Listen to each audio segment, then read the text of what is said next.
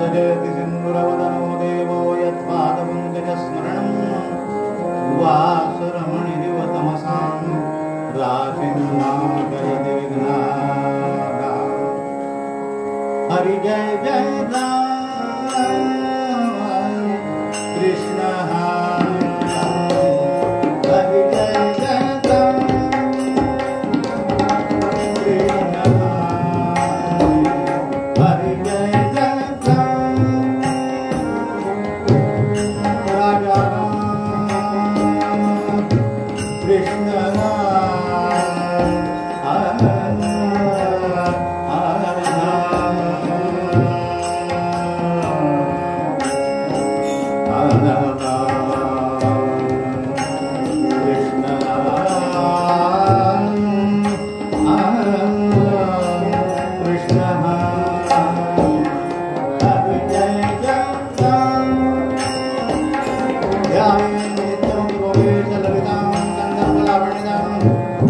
देवी देवगणरूपा सुचरणां कारुण्यरत्नाकरां लीला विग्रहिणीं विराजितुल्यां सच्चन्द्रहासादिनीं भक्तां विधायिनीं प्रमुदितां नित्योत्सवां रेणुकां दक्षिणे लक्ष्मणो यस्य वामे च जनकात्मजा मारुतिर्यस्य तं वन्दे रघुनन्दनम् अञ्जनीगर्भसम्भूतो वायुपुत्रं महाबलः कुमारो ब्रह्मचारी च तस्मै श्रीहनुमते नमः। यो जातो मधुमजरो चित्तले सम्बोधयन् सज्जनां ग्रन्थं यो रचयन् सुपुण्यजनकं श्रीदासबोधाविदं यत्कीर्त्या पठनेन सर्वविदुषां स्वान्तापहारी सदा सोऽयं मुक्तिकरक्षितो जयते श्रीरामदासो गुरुकार्याय वस्त्रं प्रदण्डधारिणम् कमण्डलं पद्मकरेण शङ्खं चक्रं गदाभूषितभूषणं श्रीपादराजं शरणं व्रजे। या देवी सर्वभूतेषु मातृरूपेण संस्थिता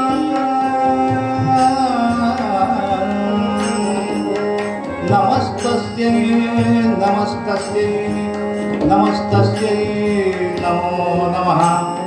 मूकं करोति वाचालं पङ्गुं लङ्घयते गिरिं यत्कृपातमहं वन्दे परमानन्दमाधवं। हरि जय जय राम कृष्ण हरि हरि जय जय राम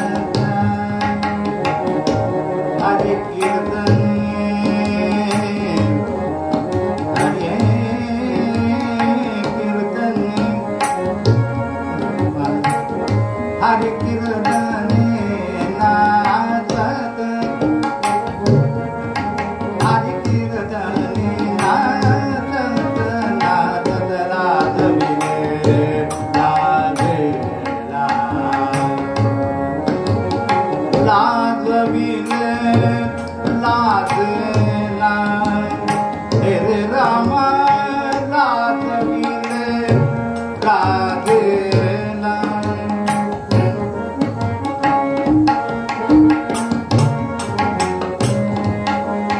लाजविले गाजला भावजी दृढ झाला भावजी दृढ झाला भावजी बालवजी दृढ झाला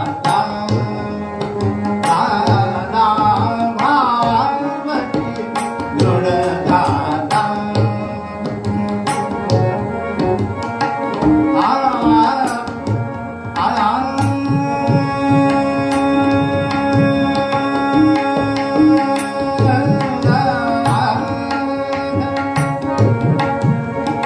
रामी दासपणाचा आठव रामी दासपणाचा आठव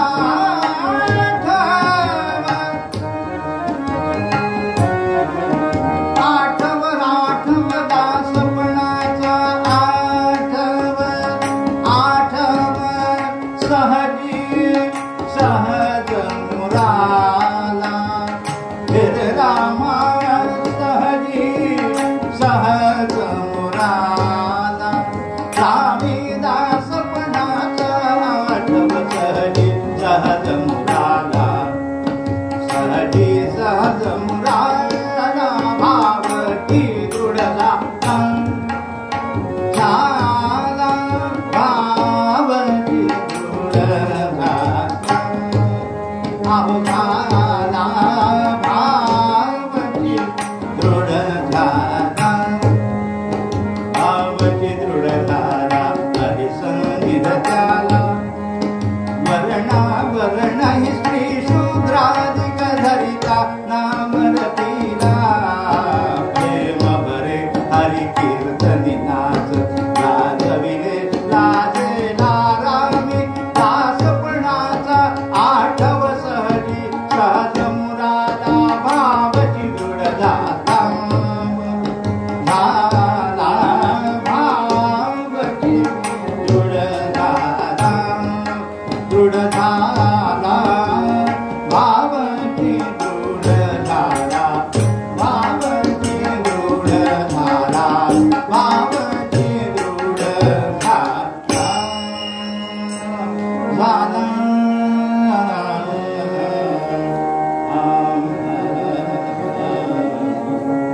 राम राम राम राम राम हो राम राम राम राम राम राम राम राम राम राम हो राम राम राम राम राम राय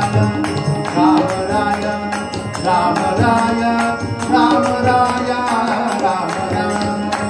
राम राय राम राय राम राय राघोबर राम राय राघोबर राम राय राघोबर राम राय राघोबर राम राम राम राम राम राम राम राम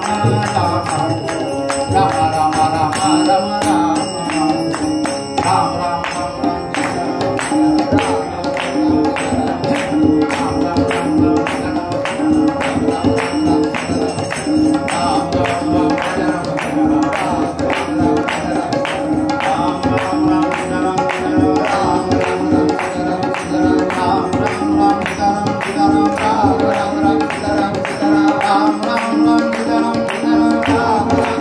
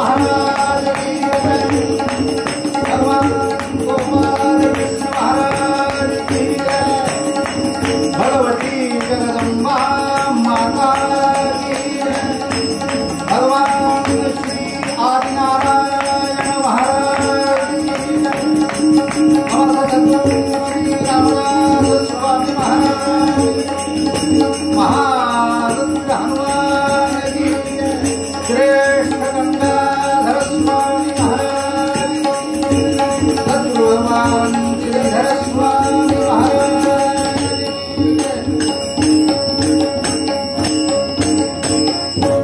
जय जय रघुवीर आपदामपहर्तारं दातारं सर्वसम्पदां लोकाभिरामं श्रीरामं भूयो भूयो नमाम्यहम् अनेन प्रियतां देवो भगवान् जानकीपतिः श्रीरामचन्द्र पूर्वेषाम् अस्माकं कुलदैवतं श्रोता भक्ता श्रीराम समर्थ जय जय रघुवीर। गेले 7 महिने सगळे व्यवहार बंद आहेत आणि सगळ्यात महत्वाचं देऊळ बंद आहे. तुम्ही म्हणाल बुवा असं कसं झालं, देव कधी बंद असतो का आणि तो आता बंद का झाला? बोलणारी माणसं पाहिजे त्या बाजूने बोलतात. देवानं असं केलंच कसं, देवाला हे पाहावतच कसं वगैरे वगैरे नाना तर्क कुतर्क नाना मत मतांतरे असं लोक बोलतात खरं. पण म्हटलं हे असं झालं, मग हे झालं याच्या मागची ईश्वरीय योजना काय आहे याचा पार आपल्याला लागणं शक्य आहे. पण एवढं मात्र झालं की जे कोणी या विषयाचे प्रेमी आहे, कीर्तनाचे, भजनाचे, प्रवचनाचे, बरं का, या सगळ्या प्रेमी लोकांना मात्र भगवंतानी जवळजवळ 7 महिने चांगला जबरदस्त विरहाचा चटका दिला. हे मात्र खरं. आता हे सगळं संपणार आहे. येत्या 10-15 दिवसांमध्ये सगळं मंदिर सुद्धा सगळ्यात शेवटून का होईना पण उघडणार आहेत ना. सगळ्यात पहिले जे उघडायचं ते उघडले. कुंडली सगळ्यात शेवटी मंदिर उघडायचं. आता कोणीतरी हिम्मत करून बाहेर पडायला पाहिजे का नको? आता इथं असणारे तुम्ही आणि ज्यांच्या ज्यांच्या कानावर ही बातमी जाईल की कुबेरबुवा येऊन भगवतीच्या देवळात कीर्तन करून गेले, म्हणजे नागपूरहून जर समजा हिम्मत करून मी इथे येऊ शकतो तर जवळपासच्या लोकांना उभं राहायला काही हरकत नाही. म्हणजे ही हिम्मत नाही. दुसरं सगळ्या नियमांचं पालन करून, सगळ्या गोष्टींचं पालन करून आपण आपली उपासना चालवू शकतो काय, याचा एक परिपाठी या कीर्तनाच्या निमित्तानं झाला. घरगुती कीर्तन तुमच्या कोकणातच अगदी अधिकाचे 3 दिवस पावसामध्ये घरातच कीर्तन केलेली, मंदिरात व्हायची ती घरात केली, कुठेही नियमाच्या आड न येता.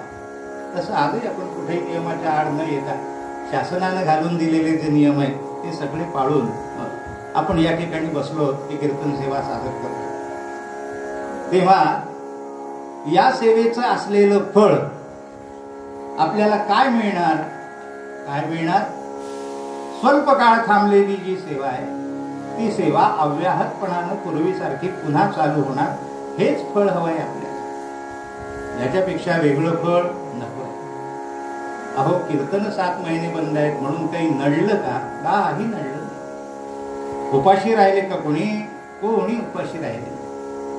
विमनस्क झालेत का कोणी? एवढी कीर्तनकाराची तयारी अजून झालेली नाही.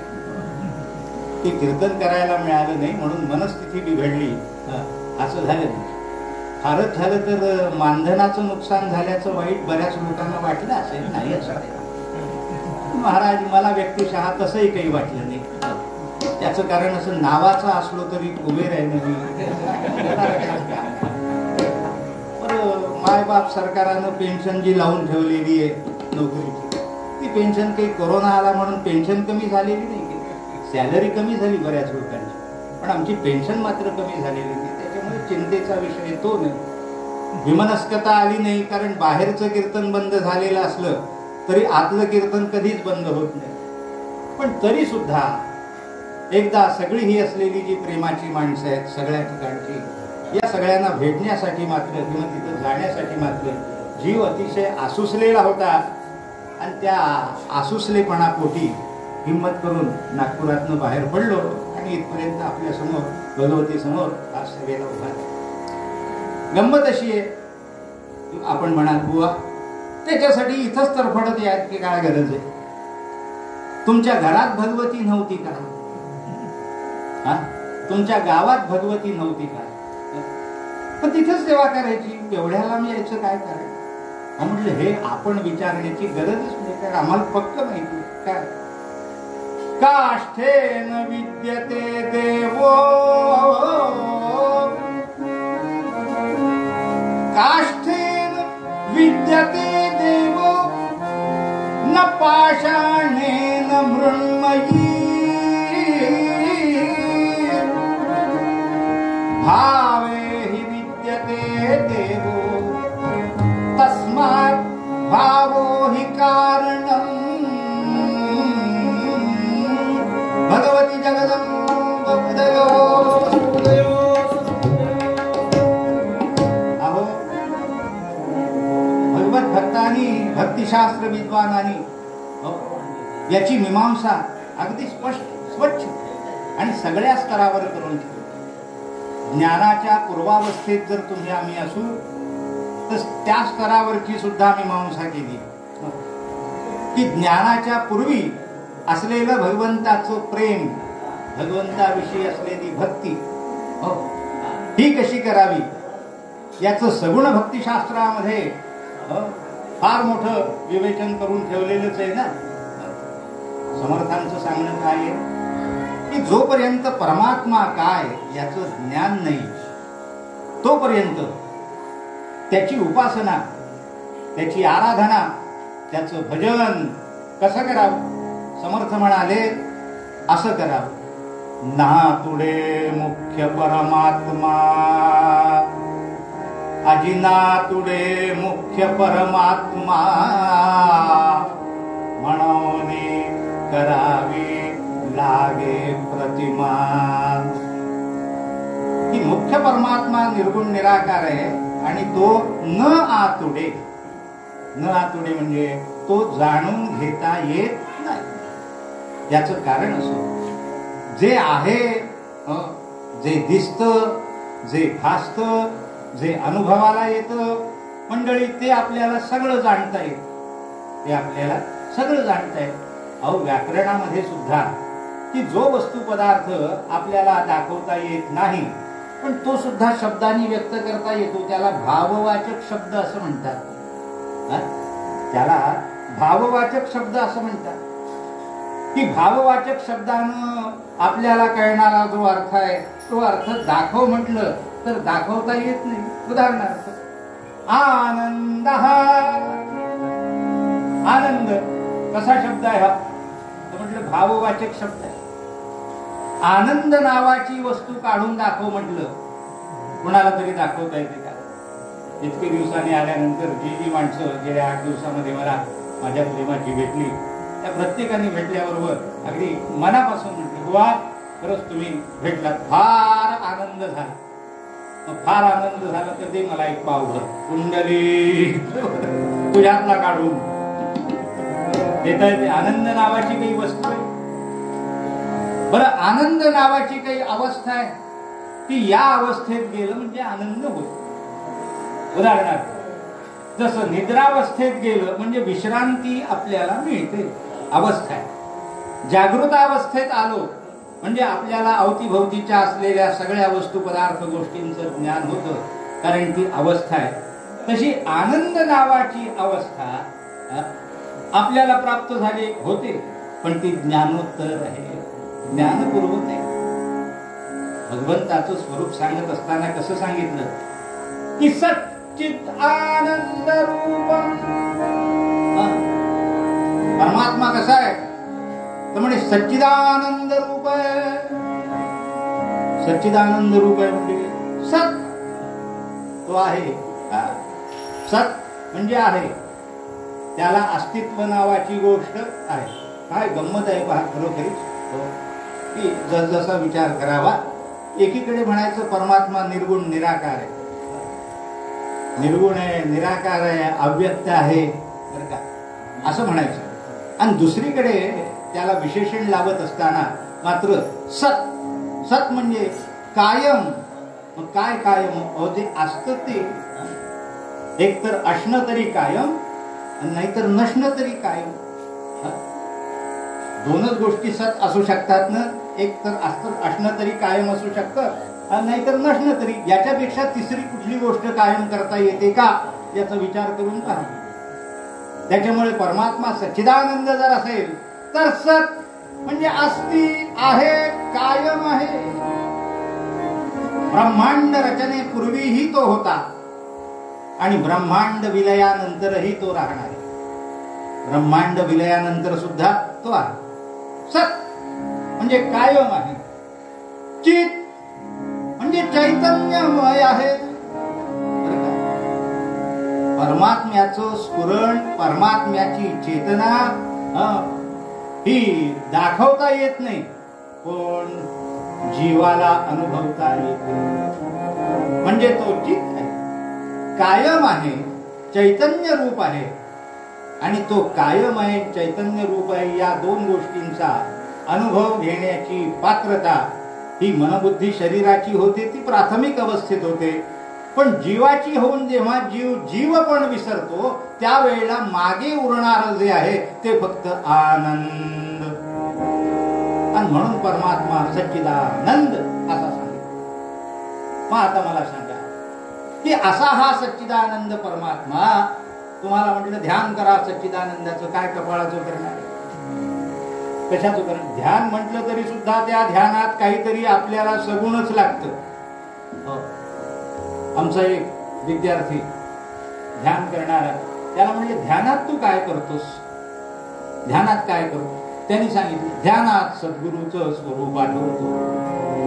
मला ज्यांनी कोणी अनुग्रह दिलेला आहे, माझे जे सद्गुरुनाथ आहेत, त्यांचं स्वरूप आठवतो.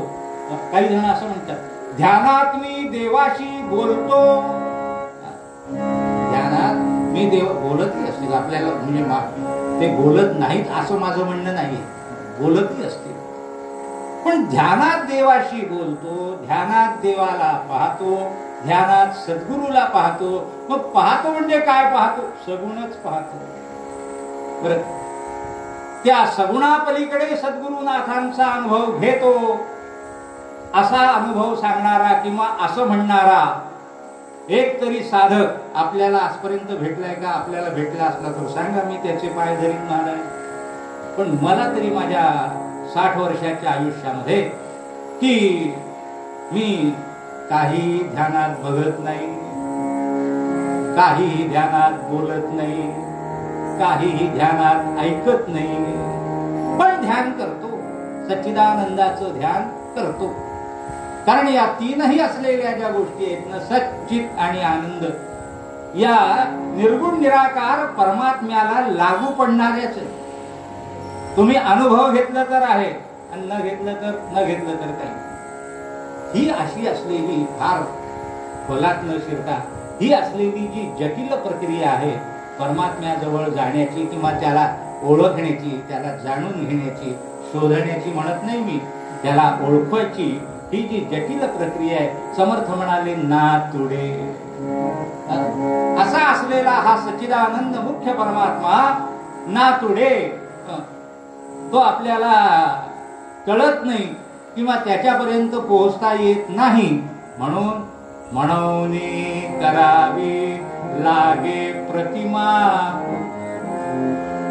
म्हणून मायेच्या कल्पनेनं, त्रिगुणांच्या साह्यानं मंडळी आपल्याला प्रतिमा करावी लागते. प्रतिमा म्हणजे मूर्ती, प्रतिमा म्हणजे फोटो, प्रतिमा म्हणजे कुठली तरी तादृश आपल्या कल्पनेप्रमाणे दिसणारी वस्तू. ती प्रतिमा करावी लागते आणि प्रतिमेच्या साह्यानं याच्यापर्यंत पोहोचावं लागतं. म्हणजे प्रतिमेचं पूजन, प्रतिमेचं आराधन हे सगुण भक्तीमध्ये मान्य आहे. कशासाठी तर म्हणले निर्गुणापर्यंत जाऊन पोहोचण्यासाठी मुख्य असलेला हा जो आधार आहे माईक सगुणाचा, हा आधार घ्यावाच लागतो. उदाहरणार्थ, आम्हाला अमुक एक गावापर्यंत कसं जायचं हे आम्हाला माहिती नाही. मग काय केलं महाराज, ज्या गावात आहोत त्या गावाचं नाव घेतलं आणि ज्या गावाला जायचं त्या गावाचं नाव घातलं आणि गुगल मॅप उघडला मोबाईलवर. जायचं कुठे? परुळ्या. तो महाराष्ट्राचा नकाशा मला दाखवतो, मी कुठे आहे ते दाखवतो, परुळ कुठे आहे तेही दाखवतो, तिथपर्यंत जायचं कसं तेही दाखवतो. आता तुम्ही मला सांगा, नकाशात दिसणारं परुळ म्हणजे खरं परुळ आहे का? मी ठीक आहे, जिथं मी आहे ज्या गावात आहे ते मी म्हणू शकतो की मी नागपुरात उभा आहे, तेव्हा मला नागपूर दिसतंय, पण परुळ डोळ्यांनी दिसत नाही, पण नकाशात मात्र दिसतंय. ते नकाशातलं परुळ खरं आहे का?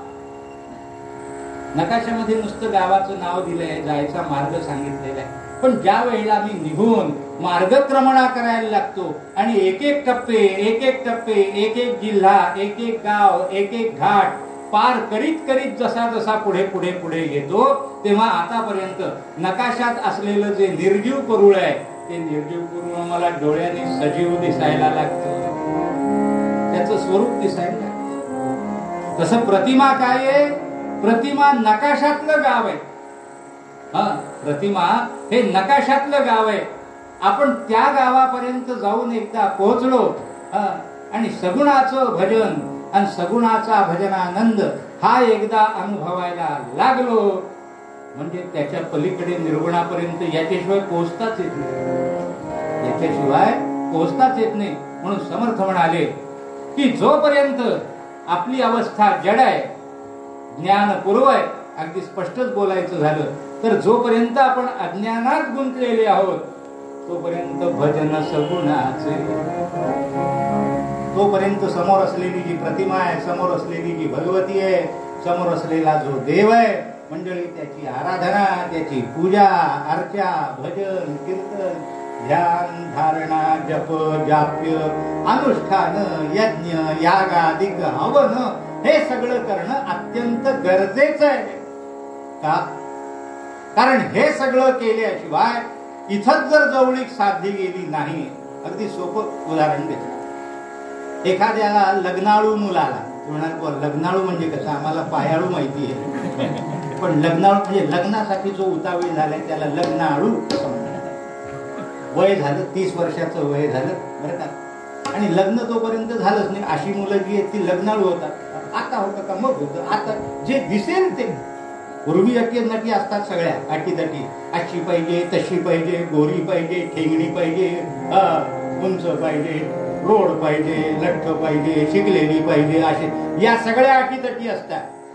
पण लग्नाचं वय उलटून गेलं म्हणजे काय, आता बायको कशी पाहिजे, हा म्हणाला फक्त ती असली पाहिजे, झालं कुंडली, बाकी कशी असो.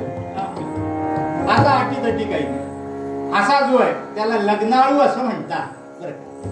मला सांगा, अशा लग्नासाठी आतुर असलेल्या मुलाला मुलीचा फोटो दाखवला आणि सांगितलं तुझ्या करता हे स्थळ सांगून आले किंवा ही मुलगी लग्नाची आहे, आता मला सांग की ही तुला चालेल का, हिच्याशी लग्न करशील का? जर त्याला ती आवडली फोटोवर बघायला काही हरकत नाही, इथपासून सुरुवात झाली तर व्यवहार पुढे जाईल. पण पाहिल्याबरोबरच जर त्यानं असा निर्णय सांगितला जन्मभर कुमारा राहील पण हिच्याशी करणार नाही, कुंडली, आता मला सांगा, आता संबंध जुळेल का? आता व्यवहार पुढे जाईल का? नाही जाणार. मग कसं आहे महाराज, की पहिल्यांदा प्रतिमा आवडावी लागते, पहिल्यांदा प्रतिकात्मक जे काय म्हणून देवाचं सगुण स्वरूप असावं लागतं, त्याच्याविषयी प्रेम निर्माण व्हावं लागतं, ते आवडावं लागतं. आणि ते एकदा आवडायला लागलं आणि अंतःकरणात घट्ट बसलं म्हणजे पुढे जाणारा जो प्रवास आहे तो प्रवास आपल्याला मुख्य परमात्म्यापर्यंत घेऊन जातो. म्हणून जोपर्यंत आम्हाला अज्ञानाची अवस्था आहे तोपर्यंत या सगळ्या उपासना, लोक म्हणतात कशासाठी देवळं पाहिजे, कशासाठी उत्सव पाहिजे, नाही, त्या आमच्या उत्थानासाठी पाहिजे. तुम्ही देवाचा उत्सव केलात म्हणून काही देवाच्या देवपणात वाढ होत नाही, किंवा न केलात तर देवाच्या देवपणात काही कमी होत नाही. 7 महिने देवाच्या दर्शनाला कोणी गेलं नाही त्याच्यामुळे देव रोड झाल्यासारखा दिसला हो, असं एका तरी मंदिरातलं रिपोर्टिंग ऐकू आले का तुम्हाला? नाही. तुम्ही त्याच्यापर्यंत गेला नाही तर त्याच्या असलेल्या असण्यात नसण्यात काहीही फरक पडत नाही. फरक पडतो आम्हाला. फरक पडतो आम्हाला. आणि म्हणून त्या परमात्म्यापर्यंत जायचं आणि त्याला ओळखण्याचं असलेलं जे साधन आहे ते आम्ही जाणतो. मूर्तीतच देव आहे का, दगडातच देव आहे का, असं जे माझे पुरोगामी माणसं वर तोंड करून आपण फार सुधारलेले आहोत हे दाखवण्यासाठी विचारतात किंवा त्याप्रमाणे बोलतात, व्याख्यानं जोडतात. ते त्यांच्या व्याख्यानानुसार आम्हाला ते कळत नाही असं समजू नका. आम्ही त्यांच्यापेक्षा कितीतरी पुढं आहोत. म्हणून सांगतो की आम्हाला शास्त्रकारांनी सांगून ठेवलंय न काष्ठी. केवढा मोठा भेद आहे आपल्याला सांगतो की काष्ठानाम, काष्ठ म्हणजे सरपण म्हणजे लाकड, काष्ठ म्हणजे लाकूड. पण तसा काष्ठ नुसता तसा अर्थ नाही. लोक म्हणतात मूर्तीत देव पाहण्यापेक्षा माणसात देव पहा. मानवतावादी जे आहेत ना त्यांचं म्हणणं असं असतं की मूर्तीवर दूध घालण्यापेक्षा भुकेलेल्याला ते दूध पाजा. यज्ञात तांदळाची तुपाची आहुती देण्यापेक्षा भुकेलेल्याला त्या तांदळाचा भात तूप घालून वरतून द्या. म्हणजे ते अन्न यज्ञात न आहुती देता, त्यांच्या भाषेमध्ये न जाळता, ते एखाद्या सजीवाला तुम्ही खाऊ घाला. त्याच्यामुळे देहात देव पहा. तुकारामांचा अभंग म्हणून खपवला जातो, पण तो तुकारामांचा अभंग नाहीये. अगदी पुरोगामी विचाराच्या असलेल्या एका साहित्यकाराचा तो अभंग आहे. देह देवाचे मंदिर. लोक म्हणतात तुका, कारण शेवटी छाप दिली आहे ना. तुका सांगे मूढ जना देही देव का पहाना. देव देवाचे मंदिर.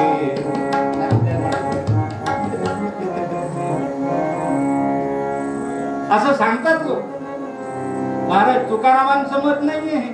मग हे आचार्य यात्र्यांचं मत आहे. कुंडली त्या प्रीती संगम नाटकासाठी म्हणून आचार्य यात्र्यांनी जी गाणी केली, जी पदं केली, त्या संत सखूच्या जीवनावर आधारित असलेल्या प्रीती संगम नाटकामध्ये आचार्य आत्र्यांनी केलेली रचना कशाने केली किंवा कोणत्या भूमिकेतनं केली. अर्थात भूमिका किंवा त्याच्या मागचा असलेला जो विचार आहे तो आत्र्यांचा वाईट नाही. बरं, काही म्हटलं तरी माणूस मोठा होता हे मान्य केलंच पाहिजे.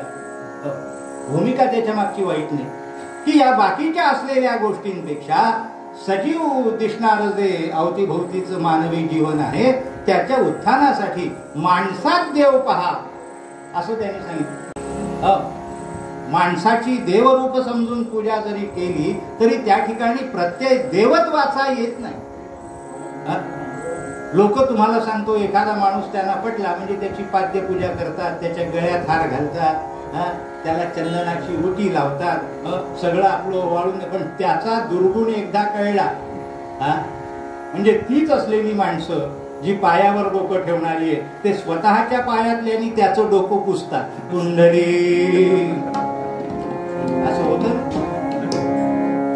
मग आता मला सांगा की देव समजून जो पूजलाय त्याची पायताणानं पूजा बांधेपर्यंत वेळ येते. म्हणजे जेव्हा तू देव समजलास त्या माणसाला तेव्हाही तुला देवत्व प्रत्ययाला आलेलं नव्हतं आणि त्याच्या गुणानुसार किंवा दुर्गुणानुसार ज्या वेळेला तू त्याच्या विरोधात उभा राहिलास किंवा त्याला बडवायला उभा राहिलास त्याही वेळेला तुला त्याच्यात देवत्व प्रत्ययाला आले. म्हणून न काष्ठे काष्ठानाम वपु. काष्ठ या शब्दाचा अर्थ आहे वपू. वपू म्हणजे देह, वपू म्हणजे शरीर. तुम्ही मोठे मानवतावादाने किंवा सर्व समभावानी सगळ्या प्राण्यांमध्ये देव पहा असं म्हणत असाल पण ते म्हणणं सुद्धा खोटं आहे. प्राथमिक अवस्थेचं सुद्धा नाही. देहामध्ये देहत्वच प्रत्ययाला येतं, देवत्व प्रत्ययाला येत नाही. बाकीच्यांचं दूर राहू. आपण देहधारक आहोत की नाही? इथे बसलेले सगळेजण देहधारण केलंय ना. मला सांगा या देहामध्ये परमात्मा आहे की नाही? आहे. पण एक तरी दिवस असा उजाडतो का की ज्या दिवशी उठल्यानंतर या देहात असलेला जो परमात्मा आहे तो परमात्मा ओळखता आला, कळला आणि त्या दिवशी देवघरात गेल्यानंतर देवाला चंदन न लावता, देवाची पूजा न करता यानं आपलीच आपण स्वतःची पूजा करून घेतली, असा व्यवहार कोणाच्या जीवनात घडलाय का? घडतो का? का देहात जर देव आहे तर याही देहामध्ये आहे, मग मी त्या देवाची पूजा करण्याऐवजी या देहातल्या देवाची पूजा मी का करू नये? केली तर ती चुकीची ठरेल का? अजिबात ठरणार. पण कळतं का? नाही. मी स्त्री आहे, मी पुरुष आहे, मी विद्वान आहे, मी शिकलेला आहे, मी सुंदर आहे, मी कुरूप आहे, मग मला संताप येतो, मला फार लोभ येतो, मी प्रेमळ आहे, मी द्वेषी आहे. याच्या पलीकडे स्वतःच्या विषयी तरी काही जाणीव दुसरी होते का? सांगा मला. स्वतःचा, बाकीच्यांचं दुसऱ्याचं दूरच राहो, आपण स्वतःचा विचार करून पहा. मी परमात्मा आहे असं कधीतरी जाणवतं का? मग काष्ठाच्या ठिकाणी म्हणजे शरीराच्या ठिकाणी देव आहे हे बोलणं ढोंगीपणाचं आहे.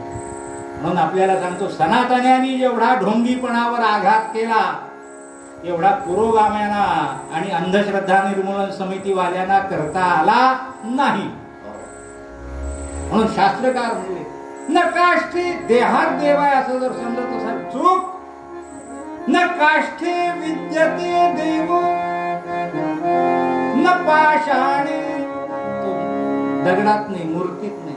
न मृण्मयी, पार्थिव मूर्ती करतो ना आपण, गणपती झालं पार्थिव मूर्ती, पार्थिव शंकर, त्याची तळहातावर पूजा असते. तुमच्याकडे इकडे कोकणात नवरात्रातल्या अष्टमीला बहुतेक कोकणस्थांकडे आणि तांदळाच्या उकडीचा मुखवटा महालक्ष्मी केली जाते आणि तिची पूजा केली जाते, अशी पद्धत आहे इकडे. म्हणजे याही भागात असेल. तेव्हा हे सगळे केलेले, तांदळाच्या उकडीची केलेली महालक्ष्मी, मातीचा केलेला गणपती, हे सगळे न मृण्मयी, याच्यात देव नाही. तुम्ही बुवा हे सांगायला आले का एवढ्याला? आमचा बुद्धिभेद करायला, मी तुमचा बुद्धिभेद करायला आले. मला आपल्याला सांगायचं असं आहे की प्रत्यक्ष गुणरूपानं जर पाहिलं तर याच्यात देव नाही हे आपण जाणू नये. तो देहातही नाही, दगडातही नाही, पाषाणातही नाही, लाकडात नाही, मातीत नाही, कुठं नाही, कुठं नाही, कुठं. पण तरी सुद्धा का मन तळमळलं की ऑनलाईन कीर्तन भरपूर केली, रेकॉर्डिंग साठी म्हणून मधल्या 6-8 महिन्यामध्ये कॅमेऱ्यासमोर उभं राहून कीर्तन भरपूर केली. पण नाही, देवासमोर उभं राहून कीर्तन केल्याशिवाय चैन पडणार नाही. असं तळमळ तळमळ तळमळ का झालं मला कळलेलं नाही का? न काष्ठे विद्यते देव न पाषाणे, मग तरी सुद्धा का तळमळलं? याचं कारण असं आहे की जरी यात देव नाही हे सत्य असेल यदा कदाचित, पण त्याकडे बघण्याचा जो दृष्टिकोन आहे, जो भाव आहे, मंडळी त्या भावात परमात्मा. भावेहि विद्यते देव, भाव असा आहे की नाही. भगवती पुढे उभं राहिलेलं कीर्तन वेगळं आणि कॅमेऱ्या पुढे उभं राहिलेलं कीर्तन वेगळं, रेडिओवरून केलेलं कीर्तन वेगळं आणि जनता जनार्दनाच्या समोर त्यांच्या डोळ्यात डोळे घालून केलेलं कीर्तन वेगळं. का? अहो, रेडिओवरचं कीर्तन तुम्ही ऐकता, इथे तरी निदान धड बसावं लागतं. रेडिओवरचं टीव्हीचं कीर्तन बुवाच्या डोक्यापर्यंत जरी पाय वर करून ऐकलं तरी बुवा नाही म्हणत नाही, कुंडली, जास्त आरामात ऐकता येतं. पण आपणही नाही बुवा, म्हणजे टीव्हीवरची रेडिओची कीर्तने आम्ही पाहतो, ऐकतो, पण प्रत्यक्ष कथेला गेल्याशिवाय ते काही खरं नाही. का? तुमचा भाव आहे, तुमचा भाव आहे की हे खरं लाईव्ह, यंत्रावर दिसणारं त्याला लाईव्ह म्हणायची पद्धत आहे, पण ते जिवंत नाही, ते लाईव्ह नाही, ते जगत नाही, ते निर्जीव आहे, सजीव आहे. ते हे असं असतं. हा समज, हा भाव आपल्या अंतःकरणात पक्का आहे. तस्मात भावो हि कारण. तसा प्रतिमेमध्ये, मूर्तीमध्ये, फोटोमध्ये, कल्पनेमध्ये बघण्याचा जो आपल्याला जी सवय आहे त्या भावानंच प्रकटीकरण. हे असलेलं हा भाव जितका तीव्र, हा भाव जितका तीव्र, त्या ठिकाणी आपल्याला सांगतो की अचेतन असलेली वस्तू ही सुद्धा या भावाच्या योगानं मी तुम्हाला सचेतन भासते असं विधान करणार नाही, मग सचेतन होते. ती सचेतन होते. आमच्या मराठातलं माझी आजी एक गोष्ट सांगायची की एक लाकूड तोड्या होता, तो जंगलात लाकडं तोडायला जातो. तिच्या गावातलीच गोष्ट, खेड्यात. आमची वर्धा जिल्ह्यामध्ये दिघी नावाचं छोटंसं खेड आहे. त्या खेड्यामध्ये आमची शेती होती, म्हणजे तेव्हा होती, मी ती डोळ्यांनी पाहिलेली. पण त्या गावातली गोष्ट सांगायची की लाकूड तोड्या बिचारा होता. तो जंगलात लाकडं तोडायला जात असेल तेव्हा एका झाडाखाली कधी कोणी मांडून ठेवला होता देव जाणे, पण देव होता कोणीतरी त्याला शेंदूर लावला होता. कधीतरी अवसे पुनवेला त्या लावलेल्या शेंदूर लावलेल्या देवाजवळ म्हणा कोणीतरी पणती दिवा आणून लावलेला. पण या लाकूड तोड्याची श्रद्धा त्याच्या, कोणता देव होता तो, महादेव होता का विष्णू होता, भैरोबा होता का आणखीन कोण होता हे त्यालाही माहिती, पण देव आहे. जाता येतं त्याने नमस्कार करा. महाराज ती जागा ज्याच्या मालकीची होती त्यानं ती जागा ताब्यात घेतली आणि आता ज्या झाडाखाली तो मांडलेला देव होता ते झाडही तोडायचं, तो तिथला दगडही नेऊन फेकायचा, आणि म्हणून त्या जागेची त्यानं साफसफाई सुरू केली. लाकूड तोड्यानं पाहिलं की सगळी अवजारं आली आणि ही जागा स्वच्छ केली जाते, ती झाड तोडायची प्रक्रियाही सुरू झाली. तेव्हा तो म्हणाला बाकी सगळं करा, पण हा देव माझा जो इथं आहे, मी रोज याला जाता येता नमस्कार करतो, याची एवढी 4 बाय 4 फूट एवढीच जागा सोडा. बाकी तुम्ही काही बाकीच्या जागेवर काय करायचं असेल ते करा, पण एवढ्या जागेवर हा असलेला देव इथंच ठेवा. जे कोणी मालक होते किंवा ती काम करणारी माणसं होती ती काही ऐकणाऱ्यापैकी ते म्हणाले हा दगड आहे, हा कसला देव, हा दगड आहे, हा कसला देव. तो लाकूड तोड्या डोळ्यात पाणी आणून 3-3दा विनवणी करत होता. ज्याची जागा आहे त्या मालकाला, जी माणसं कामाला आली होती त्या माणसांना, बाकी सगळं काही तुम्ही तोडफोड करा बरं का, पण एवढं एक राहू द्या. नाही म्हणा. शेवटी त्या काम करणाऱ्या माणसांनी या लाकूड तोड्याच्या विनवणीला संतापून महाराज आपल्या हातात असलेलं एक पहारी सारखं शस्त्र हे घेतलं. कसला म्हणले देव, शेंदूर लावला म्हणजे काय देव होतो का, आणि असं म्हणून त्यांनी पहार एखाद्याच्या छातीवर जसा प्रहार करावा बरं का, तसा त्यांनी त्या दगडावर तो तिथून दूर लोटायला का फोडायला त्यानं प्रहार केल्या बरोबर रक्ताच्या चिळकांड्या त्या दगडात. आणि जो प्रहार करणारा होता त्याची अवस्था अगदी विचित्र झाली.